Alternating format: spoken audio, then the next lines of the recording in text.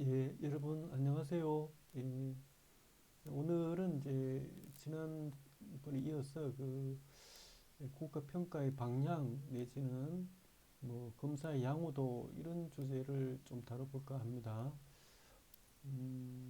슬라이드 보면서 설명하겠습니다. 여기 보시면은 여러분들 국가 평가의 방향 이런 주제로 제가 슬라이드를 지금 보여드리고 있습니다. 어, 그래서 우리가 이제 앞에서 평가의 개념이나 뭐 용어 이런 것들에 대한 개괄적 이해를 했는데 실제로 독서 평가든 국어가 평가든 뭐 작문 평가든 간에 우리가 평가를 해야 될 텐데 그 방향입니다. 그래서 어떤 우리가 그 지향성을 이제 취해야 되느냐. 첫 번째는 이제 평가 방법을 잘 선택해야겠죠. 그래서 이제 평가 방법은 뭐 앞으로 배워보겠지만 이제 독서라든지 장문 혹은 합법 또 문학에 따라서 같은 방법도 있고 앞에서 말한 뭐 어떤 어떤 질적 평가도 있고 양적 평가도 있고 또 여러 가지가 있을 수 있습니다. 이 평가 방법은 일종의 방법론입니다. 그래서 어, 우리가 국어과뿐만 아니라 선다형 평가 같은 것은 이제 교육계 일반에서 많이 사용하고 있지 않습니까? 그래서 그런 어떤 방법의 특징을 먼저 잘 알아두고 이를테면 과정평가든 뭐 결과평가든 혹은 뭐 형식적 평가든 비형식 평가든 그런 어떤 평가의 기초 개념을 좀 알고 자신의 어떤 평가 목적 같은 것 또 상황 같은 걸 고려해서 이렇게 적절하고 또 좋은 어떤 평가법을 어떤 선택해서 시행할 수 있어야 됩니다. 그래서 절대적으로 좋고 뭐 절대적으로 나쁜 평가 방법은 없다고 생각합니다. 그래서 어떤 것이 좋으면 장점이면 어떤 것은 또 단점이고 그래서 교사가 이게 굉장히 책무성이 요구되는 평가인지 학습자의 형성 평가의 어떤 목적에 활용할 것인지 그런 것들에 따라서 즉 자신의 평가 목적이나 상황에 따라서 평가 도구를 잘 선택하고 방법을 선택해서 하는 것이 중요하다. 그래서 그런 것들이 굉장히 다양할 텐데 자신의 평가 목적이나 상황에 맞는 평가 방법이 뭘까 이런 것들을 고민하는 것들이 우선 필요하다. 뭐이 말씀 드릴 수 있겠어요.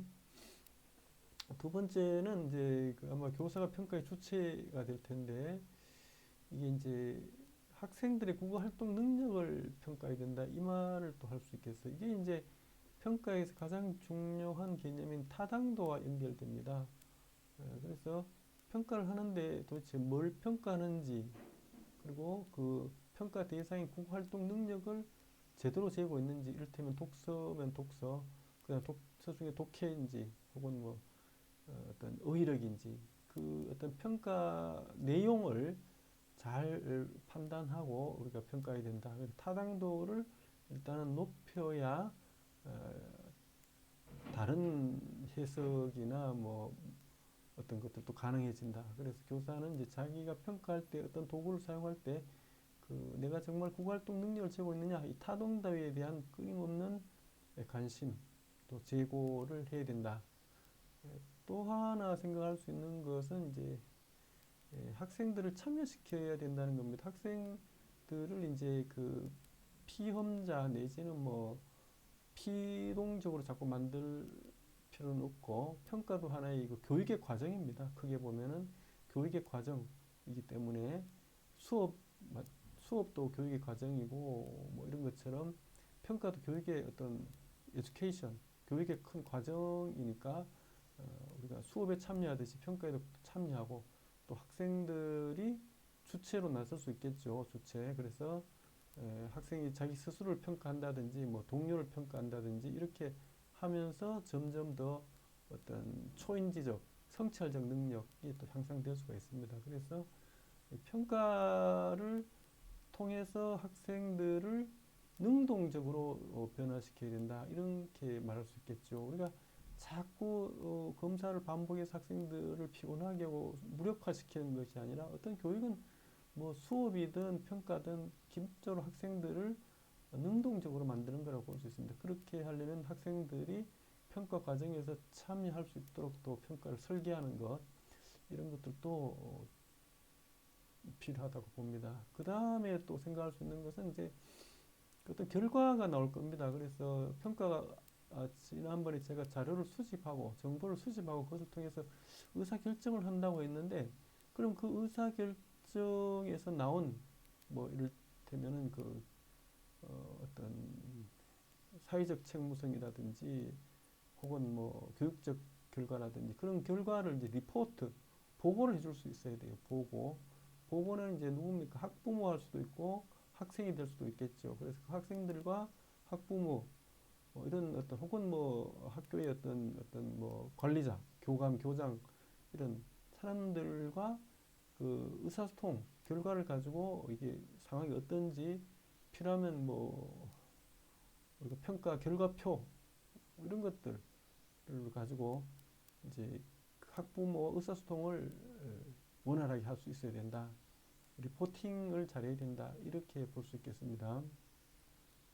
그래서 평가의 방향이 뭐 많이 측정할 수 있는데, 저는 이 세 가지를 기본적으로 다양한 평가 방법을 활용하고, 또 타당도 높은 학생들 국어 활동을 평가하는 데 주력해야 되고, 뿐만 아니라 결과를 좀 이렇게 관심을 가지고 있는 학부모나 학생, 또 우리도 시험을 보면 결과가 궁금하지 않습니까? 그 궁금할 때 그 결과를 알려주고 또 결과를 해석해주고, 또 학생의 강점, 약점이라든지 또 교사학습적 피드백 같은 걸 해주는 이런 것들이 난 필요하다고 봅니다. 그래서 이런 것들을 방향으로 설정할 수 있겠습니다. 그 다음에는 이제 양호도 문제입니다. 양호도. 우리가 이제 어떤 평가를 기획하고 우리가 국가 평가를 실행해야 되는데, 이게 좋은 평가여야 된다라는 겁니다. 그러면 평가가 좋다는 말을 우리가 여러 가지로 생각을 해볼 수가 있는데, 여기에 이제 양호도와 관계된 몇 가지 뭐 용어들이 있습니다. 그래서 기본적으로 이제 이런 것들이 높도록 해야겠죠. 그래서 가장 우선시 되는 건 이 바로 앞에서 설명했지만 타당도입니다. 내가 뭐 독서 능력을 재려고 했다라든지 혹은 뭐 글쓰기 능력을 재려고 했다든지 그 어떤 측정하고자 하는 능력을 내가 쟀느냐, 그 평가를 통해서 이런 타당도를 잘 방어하는 이런 것들이 중요합니다. 그래서 내가 하는 평가가 과연 타당한 어떤 평가냐, 이런 어떤 항상 어떤 점검과 모니터가 필요할 수 있겠죠. 그 다음에 또 생각할 수 있는 것은 뭐 신뢰도 같은 것도 중요한 양호도입니다.